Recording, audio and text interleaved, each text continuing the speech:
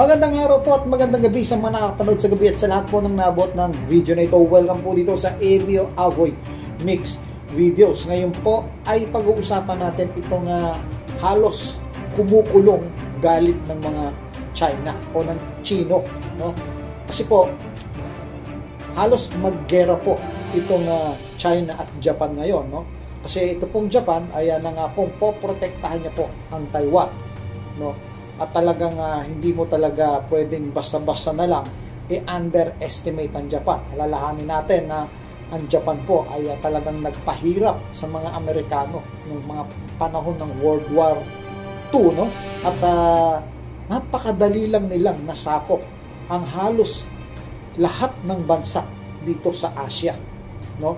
Kung hindi lang sa tulong ng mga Amerikano ay talagang hindi tayo makakalaya sa mga Hapon, no? At ang maging mainland China, napasok po ng Hapon niya.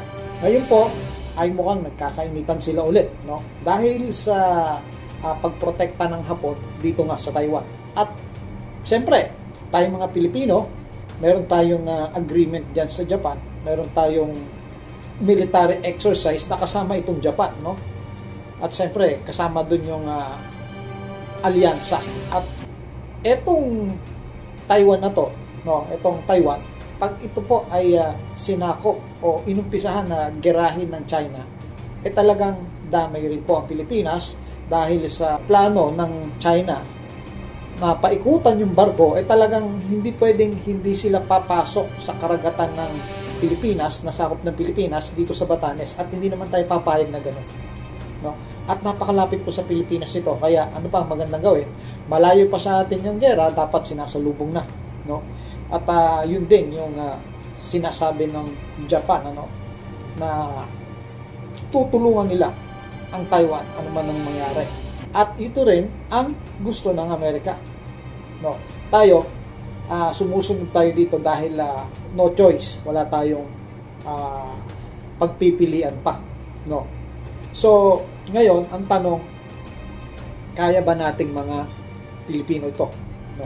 So, meron ngayon sa mga panahon niya, meron tayong tinatawag na Philippine Fleet, no? Nung panahon ni Duterte, hindi pa halos, kulang-kulang pa kasi yung mga barko, no? On process pa lang, tinatawag nilang military modernization ng Pilipinas, pero halos eto na, nahihinog na, dumarating na po ngayon, ano? At yun nga, meron na nga po tayong tinatawag na Philippine Fleet, no? So, ano itong mga barko na ito, no? Na meron na tayo at yung mga parating pala. So, tingnan po natin ngayon, ano? So, unahin na po natin ngayon yung tinatawag na landing platform dock. No? So, meron po tayong dalawang malalaking barko. Ito yung mga higanting barko natin, no? Philippine Navy, ano? Dalawang Tarlac class po. Ito po yung itsura niyan. Yan, no?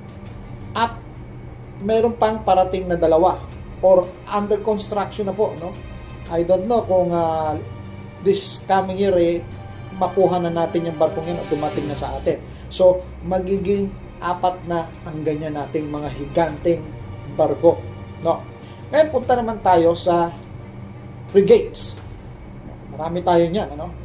Meron tayong dalawang BRP Jose Rizal. Actually, yung dalawang yon hindi naman talaga eksakto BRP Jose Rizal. Ang isa dyan ay Antonio Luna. Yan po ang dalawang frigates natin, no? Pero may mga susunod pa na gumagana na ngayon, no? Yan lang yung nasa listahan natin ngayon. Meron tayong 3 BRP Gregorio, no? So, ito yon, BRP Gregorio, Ramon Alcaraz, at Andres Bonifacio. Yan po yan. Tingnan nyo po. At meron po tayo uling 2 BRP Miguel Marbar. Yan po yung tinatawag nating pinaka-deadly barko natin sa ngayon. Kung gusto nyo po i-research yung tukol sa mga ammunition nitong Miguel Marbar, research nyo po yung BRP na yan. So, meron po tayong dalawa niya, no? Actually, ang pangalan niyan, BRP Miguel Malbar at saka Diego Silang. At may dalawa pang parating. So magiging 4 po yung ganyan natin, ano. At nakatutuwa po, no. Isa na pong marami na yan, eh, no? So dahil dito sa mga barko na to, nagkaroon na tayo ng Philippine Fleet, no? Noong panahon ni Duterte, parang inaanyayahan niya na mauna sa gera yung Pacific Fleet ng US, no? Wala pa tayo kasing Philippine Fleet noon. So naging rapid po yung ating modernization. At mabilisan kasi kailangan po natin yan dahil may external threat po tayo ngayon, ang China, at pinaghahanda na po tayo ng Amerika. So bukod dyan, meron pa po tayong mga barko, yung OPV, no? So meron tayong 3 Jacinto class. Ito po yung klase ng mga Jacinto class.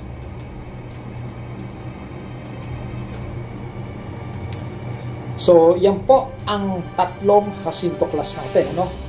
So meron po tayong 6 na Raha Sulaiman class, pero I don't know kung nabuo na nila yung target natin na 6 na ganyan, o baka isa pa lang yung dumarating or 2, no? Pero parang tingin ko isa pa lang, ano.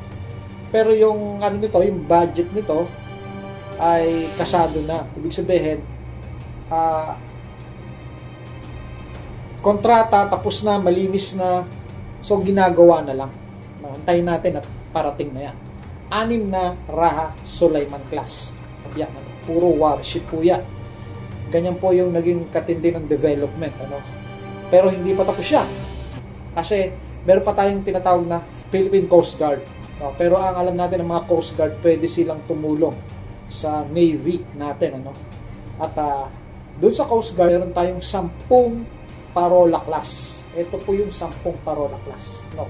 Yung isa dyan na OPV, yung pinakamalaki natin, na nasa PCG po yun. Ito po yung itsura nyon, Gabriela Silang. Isa lang po ang ganyan natin, no? I don't know kung bakit isa, sana maging madagdagan pa ng 2 man lang, no? Pero napakalaki po niya.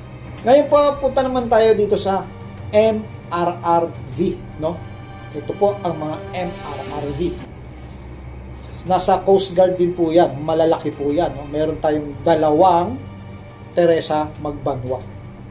2 klase pong malalaking barko. Kung ito po yung dating nagkaroon ng stand-up dito sa made in Japan yan, ang alam ko, no? Dito sa may West Philippines, no? At tumagal siya ng I don't know, 1 buwan ba siya doon or ilang linggo siya, basta matagal po siya doon. Teresa Magbanwa. At yan po, 2 po yung ganyan natin, at dadagdagan pa po yan ng 5 pang ganyan, no? So may nararating po, no? May nararating po yung pondo na ibinibigay sa AFP para tugunan yung pangangailangan ng ating bansa, ano, patungkol doon sa seguridad, ano, na hindi na maulit na masakop pa tayo ng banyaga. At bukod dyan, siyempre, ang maganda rito, hindi tayo nag-iisa. May mga kakampi po tayo. Andyan ang South Korea, andyan ang Japan, di ba? Andyan ang tinatawag Amerika. Alam naman natin, makapangyarihan ang fleet ng Amerika. Ang Australia at New Zealand, ang Canada ay nakikipag-alyansa na rin po sa atin, at ang India. Ang Indonesia, I don't know kung buo ang loob nito na makipag-alyansa sa atin, no? I don't know, hindi natin sigurado doon sa mga kasamahan natin sa Southeast Asian nation. Pero malaki na po talaga ang improvement ng ating bayan. Ito po ang Avoy Mix Videos. Maraming salamat po.